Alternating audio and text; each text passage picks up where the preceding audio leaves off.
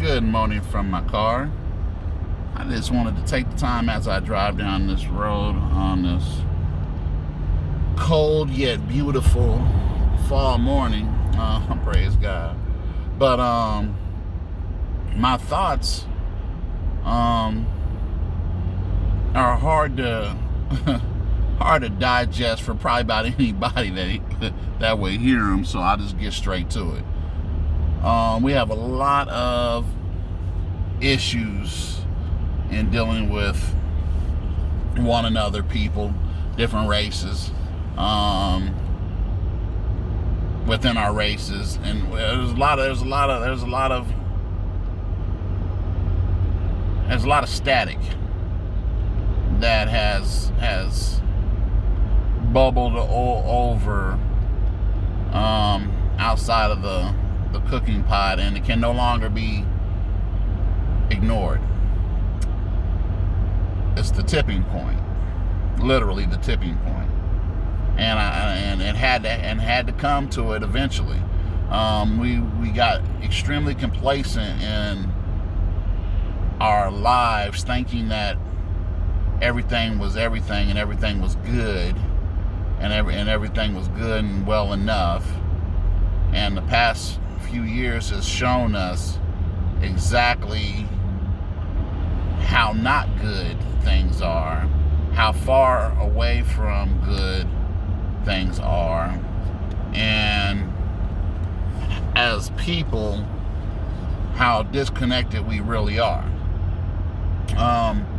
I've got a lot of major concerns. Major concern I'm gonna address right now is amongst my brethren, my black men. We have been under attack for centuries, and have developed to a point now where we have been trained to attack one another and hold one another down, and that's what I want to address right now. There's a lot of different issues that are going on that we should really see more support for our brethren, but all we see is consternation, attack, constant rebuttal against one another in a time that, as brothers, brothers being, familial, a family term, not just friends or associates, but brothers. We should be,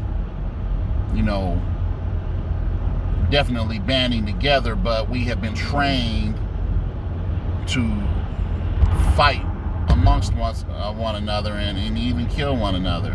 And that we have to stop immediately, and we have to immediately embrace the fact that our numbers are way down, way low.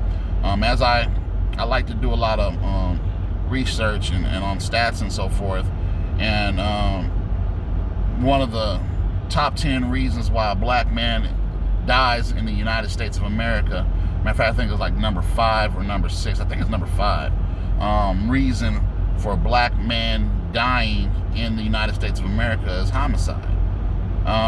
One of the top 10 reasons, and I point that out because we are the only race in this country that has that stat of a homicide. Even though we don't make up that large percentage of the country, but we do tend to die more from homicide. That's one factor. The other, there's many factors, but long and the short of it is we have to stop, and we have to take stock, and we have to actually start manning up and getting down to business with one another in order to grow forward. We can't keep pointing out the obvious. Yes, the system is stacked against us. Yes, it's built against us. Yes, all these things are true. These are facts. These are all facts. Yet we don't have the luxury of setting back and pointing out the obvious facts of what's wrong. We have to literally get about the business of fixing it for us, because no one's going to do it for us but us. Period. And I'm still just talking to black men. I'm not talking to anybody else. You can all listen if you want to, but this is just for black men. If you're not a black man, my conversation right now, it's best that you hear it, but it's not for you. I'm just being, truthfully honest. We have to stop gatekeeping. We have to stop protecting our own self-interest and locking and blocking other brothers out of business, economic prosperity, economic growth. A lot of brothers have been placed in positions that they realize that other brothers don't have the opportunity to get towards or get access to, and they block and they block and they block. They become tools of the system, and they start to block. Case in point, I'm gonna use what's going on with Colin Kaepernick. And I listened to, here it is. He's from an industry where the predominant workforce are black men.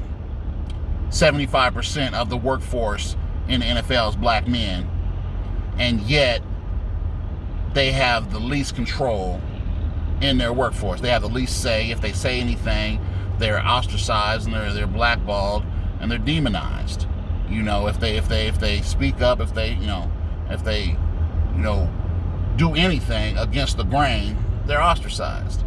And then we have brothers like Stephen A. Smith, who's always got, high opinions on a lot of different things. It is what it is. It's very entertaining. But his deep dive on Colin Kaepernick being wrong for possessing enough intellect, stamina, durability, and capability to say, hey, no, I'm going to control my narrative, and we're going to do things like this regarding my career. And he speaks against that. Shannon Sharpe did the same thing, spoke against it. I didn't appreciate that. But those just exemplify the issues that I'm talking about. I could do this time after time after time. What Byron Allen's doing with Comcast, every brother in this country should be out here rallying around what he's doing right now. Every single solitary one. Instead of sitting back talking about, oh no, he shouldn't be doing this. He's going to set us back. Set us back. When we look at the numbers from a business standpoint, Black America has coughed up a large share of the economic prosperity that it once appreciated out of fear. And that fear has placed us into a position to where we've given up so much ground, it is ridiculous. Just in land alone, we've given up 15 million acres of land. Last I heard a few weeks ago. I'm like, wow. We've given up our equity stock in this country out of fear. Well, they're going to kill us. They're going to be... Really? Guess what? If we didn't lay down and allow it to happen, if we didn't sit here and open up the gates and just, say, okay, we're going to just accept this over the last 50 years, we would be further along. I was listening to Martin Luther King's speech, the other America, the other day. First time in my life listening to it. He gave that speech 51 years ago. 51 years ago. And I'm not talking I Have a Dream. He's talking about the other America. He gave a speech that was relevant to right now, today, in 2019, 51 years ago. 51 years ago. And every single word he said was spot on. I heard that his wife believes this is the speech that ended up getting him killed. And he was talking about economic inclusion. For the underfunded, for the underfunded and poor Americans, but mainly for African Americans, for Black America.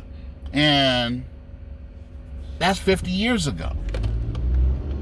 The reality is we are so far behind. We have given up due to abortion incarceration, lower birth rates, the decimation of the family, poor health, black men, all these factors have lessened and weakened our numbers to the point to where we've almost sterilized ourselves. And yes, the system, this country, set us up to be that way. But guess what? We cannot lay down on that. We have got to stop blocking one another. And yes, I made a comment on Facebook the other day, and it was very interesting, and I looked at the responses, which was very interesting. I appreciate everybody for them. But why is Indiana specifically such a bad place for black business? I made that statement. Got some really interesting comments, which I appreciate. This is a broader conversation. It's not just a simple watered down conversation. It's a conversation that we need to open up the doors on. But it's a conversation that must be had, because the reality is, I have lived in Indiana. My father moved us to Indianapolis in 1984. In 1984, it was obvious already that black businesses were already assaulted, decimated, crumbling at that time. But there were still more black businesses in Indianapolis. Now I struggle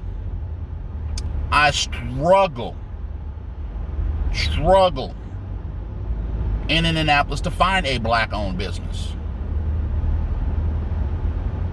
There are 237,000 black residents in Indianapolis. 237,000. 237,000. And yet I struggle to find black establishments other than a liquor store, fried chicken spot. Come on now. And I know there are black businesses there, but I can't find them. I know there's, small little agencies and so forth, I can't find them. Sure, if I need to get some insurance, I know somebody who does some taxes, sure. But guess what? We are not part of the process. If I want to find a black construction company, I know they're there somewhere. I can't find them. If I want to patronize a black store, a black-owned business, that caters to the community as a whole, I can't find them. I can't, where they at. If I want to go to, a place that's going to help, grow and develop small black businesses, that's actually going to tangibly help teach us how to, get financing, how to do these things, how to, and instead of being afraid to raise our voice, afraid of what white America is going to do or say to us. This fear of white America is real. I see it in faces every day, and I'm very bothered by it. This is where a lot of the divisions are at, because I see a lot of fear in white Americans' faces, for their lives and their livelihoods. This fear is a real thing, but black men, we have got to educate ourselves. We have got to join together, and we have got to stop killing each other, demonizing each other, doing the work of the devil in our communities and amongst ourselves, as brethren. If we are brothers, we should conduct ourselves as brothers. If we're not brothers, raise your hand, politely step out of the family, and just call yourself an associate. But if you're going to be a brother, be a brother. And we have to open up the dialogue here. There's a lot of, emotion, and there's a lot of hurt feelings and broken and struggle. I pretty much guarantee you there's not a lot have struggled more than me, and my struggle is light compared to what Christ did for us. So let's get over it, let's man up, and let's really put it together, because the reality of it is we have to turn the corner now. We have to stop, dressing up all cute and pretty, going and hanging out, fraternizing, socializing, doing everything but community building, but brother building, and if brothers can't, sacrifice. And that's the bottom line. You got a lot of brothers who are making $1.50, you know what I'm saying, and terrified to sacrifice that $1.50. Here's what I want you to do. Here's what I want you to do, brethren. I want you to compare yourself. If you're making any money, okay, if you're making any money, and you've got positive cash flow, you've got positive credit score, you've got positive stake, you're on a property and so forth.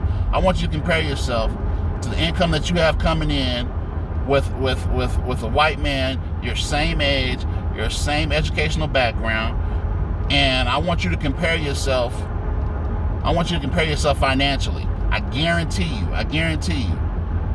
that you are still probably 90% economically, financially, 90% from where he is. That's because that's how the country is set up. But you're satisfied with that, and you're dug into that, and you refuse to relinquish any of that, and you're scared to death to raise your voice just to make sure you hold on to that. While the rest of your brothers out here dying and suffering and set and poised to just die off. But yeah, you call yourself a brother. I want you to challenge yourself. I'm going to challenge you. You know what I'm saying? It's time to die on your sword. If you're not willing to, step aside, you know what I'm saying, and quit raising your hand and acting like you're doing something. God bless you. Talk at me. Get at me. Talk to you later.